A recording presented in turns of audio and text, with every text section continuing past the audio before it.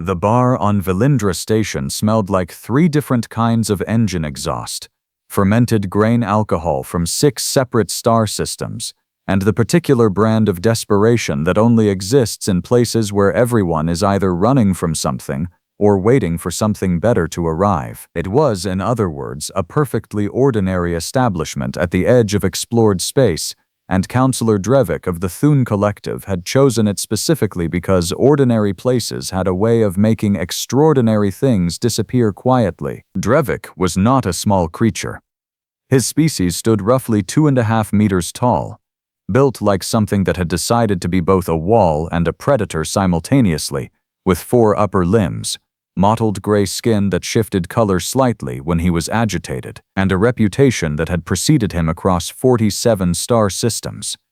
He settled into his booth with the particular confidence of a being who had never once in his considerable lifespan been told no by anyone who remained in a position to repeat that decision. Beside him sat Yora, his second, a lean and angular Fessy female with 6 fingers on each hand and eyes that moved independently of one another, scanning the room in 2 directions at once. Across from them, their legal consultant Brack, a squat amphibian from the Moro cluster, who sweated through negotiations the way other species sweated through physical exertion, and standing just behind Drevik's enormous shoulder, barely visible unless you were looking, was Seal, the kind of entity whose job title was never written down anywhere official. They were waiting for the human. Now, here is where I should probably explain something about the reputation of humans at this particular point in galactic history, because if you were not paying attention during those decades, you missed a masterpiece of collective miscommunication. Humans had, by a series of genuinely spectacular misunderstandings,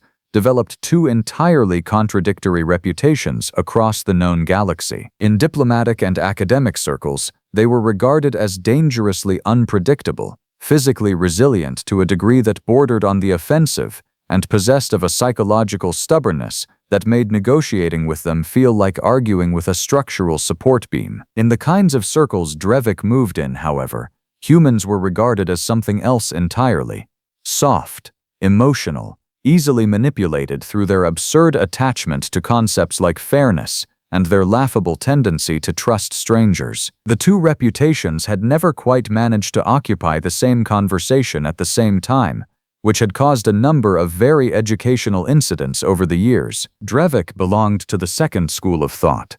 He had met 2 humans in his career. One had cried during a business negotiation, which he still recounted at gatherings as the funniest thing he had personally witnessed. The other had paid 3 times market rate for a shipping contract, because Drevik's legal team had buried a clause in a document the human hadn't finished reading.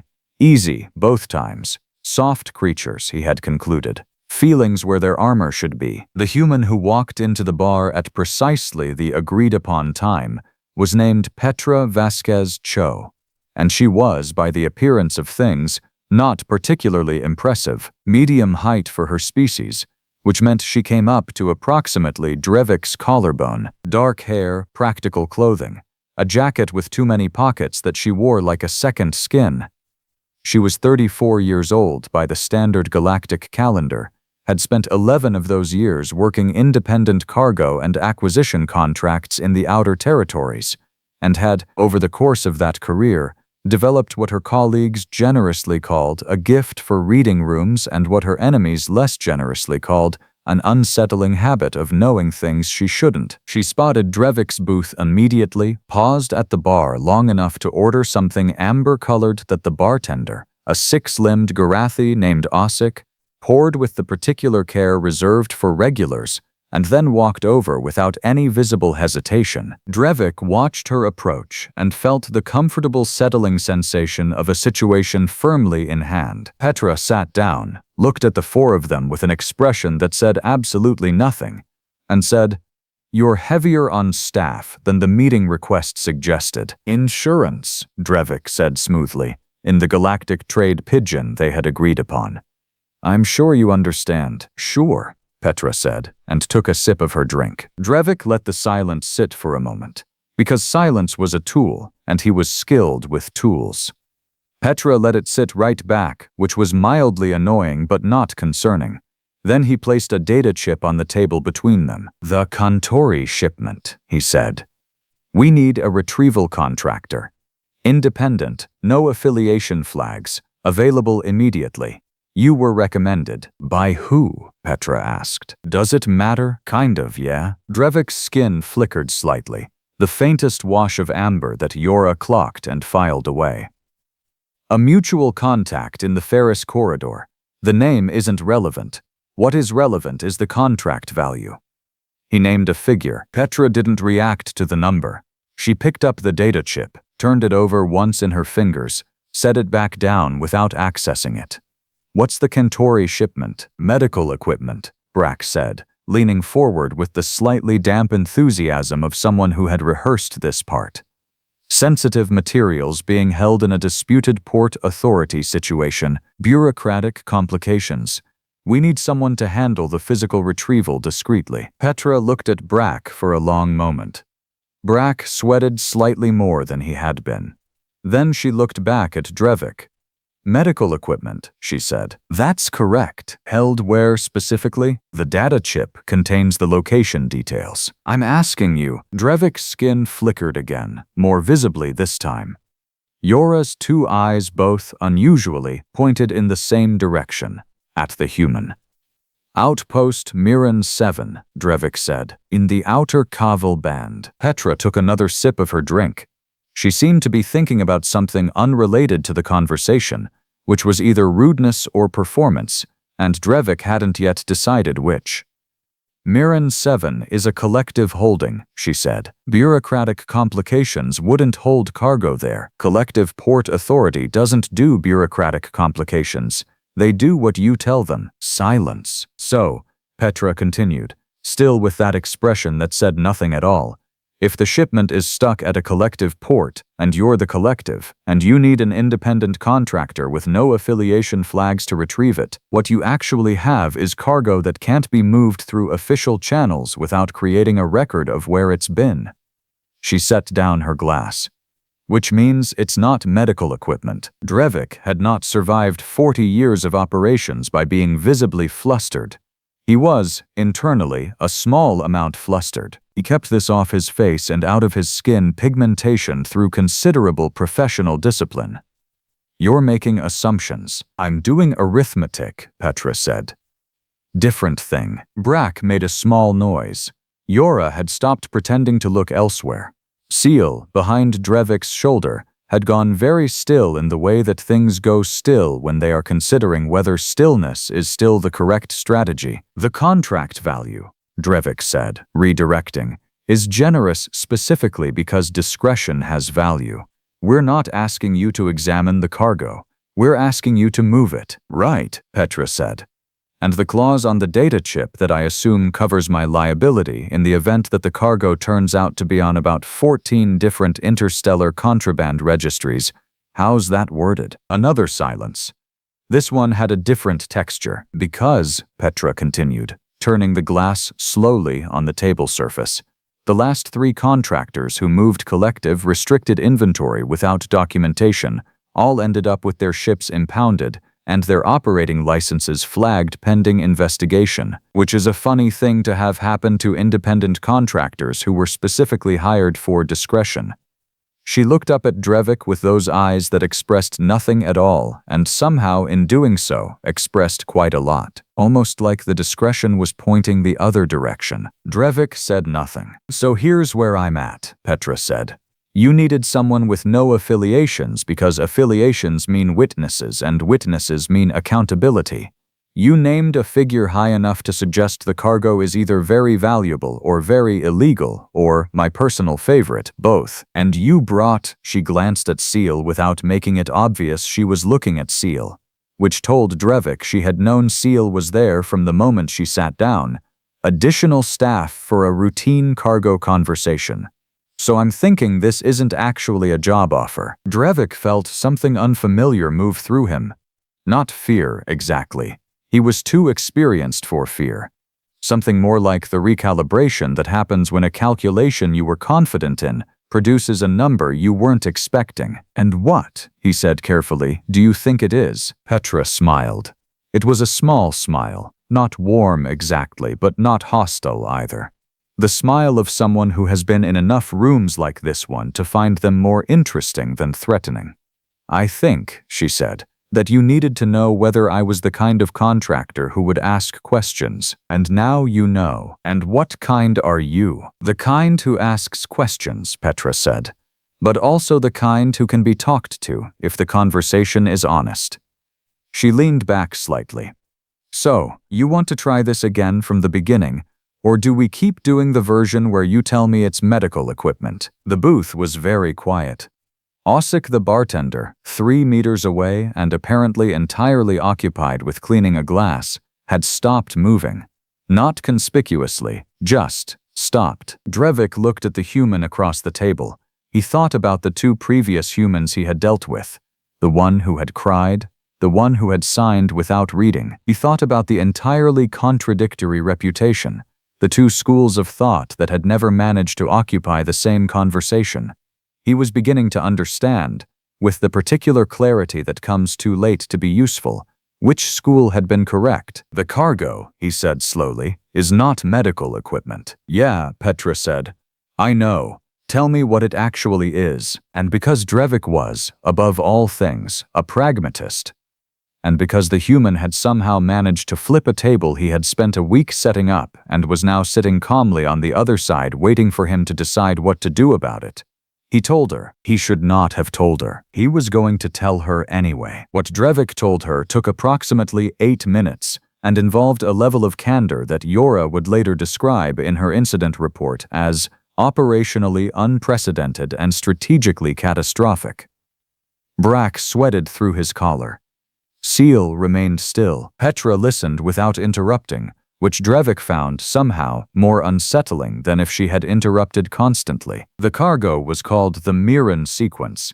Not medical equipment, not machinery, not any of the polite fictions that move through customs declarations in the outer territories. It was data. Specifically, it was a compiled intelligence archive documenting 3 years of Thun collective internal communications, financial routing, shell entity structures, and the particular arrangements Drevik had personally made with 7 different port authorities across the Cavell Band. The kind of document that, in the wrong hands, would not just end careers but end the careers of people who had never heard of the careers it was ending, rippling outward through the entire network like a stone dropped into still water. It had been assembled by a collective analyst named Torvin Saul, who had apparently spent those 3 years doing his assigned work while simultaneously doing a great deal of unassigned work in the background, and who had, 4 weeks ago, disappeared from his post on Mirren 7 along with a physical storage drive containing everything he had compiled. The drive had been recovered, eventually, after a search operation that Drevik described as resource-intensive in a tone that suggested significant understatement. Torvin Saul had not been recovered in the same condition as the drive. The drive was now sitting in a secured compartment on Mirren 7 under collective lock protocols, waiting for someone with no official connection to the collective to retrieve it and deliver it to a location Drevik would specify, after which it would be destroyed in a way that produced no record of its destruction. That was the job. That was what the generous contract figure was for. Not transport. Erasure. Petra listened to all of this. Then she said, "Where's Torvin Saul now?" Drevik's skin did something complicated. "That's not relevant to the contract. You said he disappeared." "He did. But you recovered the drive, correct?" Petra looked at him for a moment with that nothing expression. "So he's dead." Drevik said nothing, which was its own kind of answer. Petra nodded slowly, not like she was surprised, but like she was confirming the shape of something she had already measured. She turned her glass once on the table. "Okay," she said. "Here's my problem with this, and I want to be clear that I'm not making a moral speech, because I've worked the outer territories for 11 years, and I don't have the energy for moral speeches anymore. My problem is purely structural." She held up one finger. "You have a drive full of documentation that directly implicates you. You need it destroyed. The person who built it is already gone, which means there are no more copies being assembled." Another finger. Except you don't actually know that, do you? Because Torvin Saul spent 3 years building this thing under your nose and you had no idea. So you don't know what else he might have done with it before you found the physical drive. Drevik's skin had gone a flat, uniform gray. Yora was watching Petra with both eyes again, independently, which on a Fessy was the equivalent of full tactical attention. Which means, Petra continued, that destroying the drive might not actually solve your problem. You might be destroying evidence of the problem's existence while the problem itself is already somewhere else. She put down her glass. And you want to hire a contractor with no affiliations, who you can then point at if this entire situation comes apart, because contractors make very convenient explanations. I've seen that play, I've seen the contractors afterward. They're not in great shape. The table was quiet for a long moment. Then Drevik said something that surprised everyone, possibly including himself. What would you do? It wasn't quite a question. It was the kind of thing that comes out when someone has run their own calculations to their logical conclusions and arrived at a number that doesn't work, and is, with great reluctance, asking someone else to check their math. Petra considered this seriously, which was not the reaction Drevik had expected. He had expected deflection, or a counter-offer, or the door. Instead, she leaned forward slightly, put her elbows on the table, and thought about it with the visible concentration of someone who actually wanted to produce a useful answer. You have a documentation problem, she said finally. Not a drive problem. The drive is a symptom.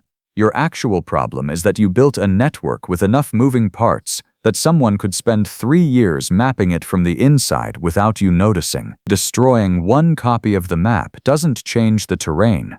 She paused. How many people knew Torvin Saul personally? Not professionally. Actually knew him. Drevik looked at Yora. Yora's eyes moved. His unit, Yora said carefully. 7 individuals. A contact in the Ferris Corridor routing office. Possibly others we haven't established. The contact in the Ferris Corridor, Petra said. That's who recommended me for this job, isn't it? The silence that followed had a very specific quality. The quality of a room in which several beings simultaneously understand that the conversation has just moved to a different floor of the building than the one they thought they were on. Osik, the bartender, set down the glass he had been cleaning and picked up a different one. Renee Falith, Petra said, and watched Drevik's skin do something involuntary at the name.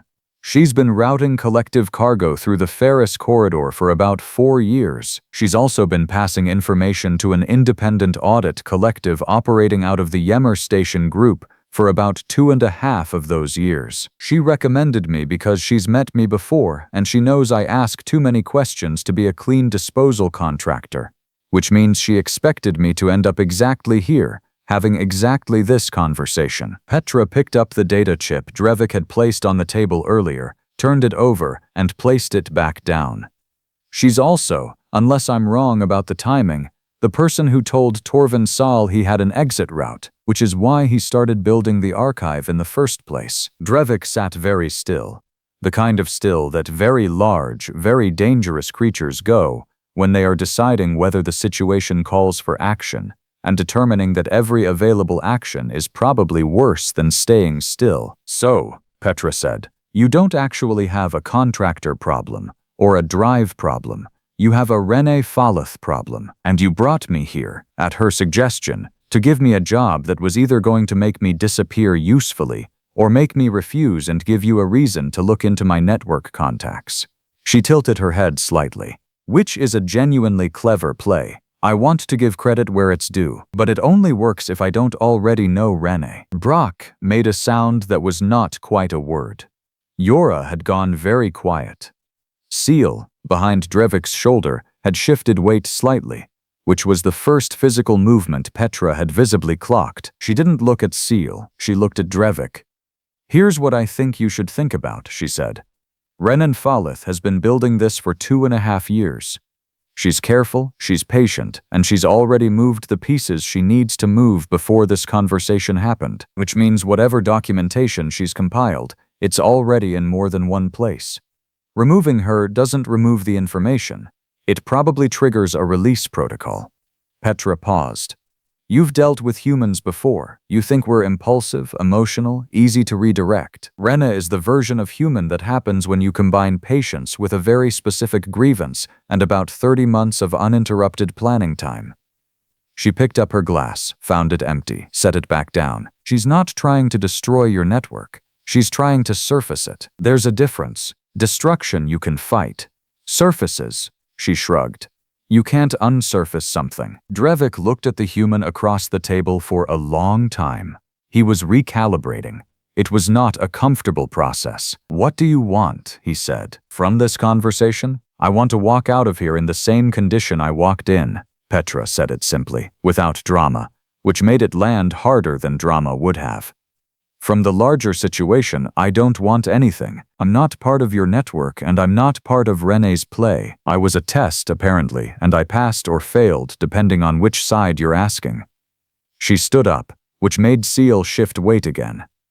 But I'll tell you what I think, for free, because 11 years out here has made me generous with unsolicited advice. She buttoned the jacket with the too many pockets, unhurried, like someone who has assessed every exit in the room and found them all satisfactory. Whatever is on that drive is already out, she said.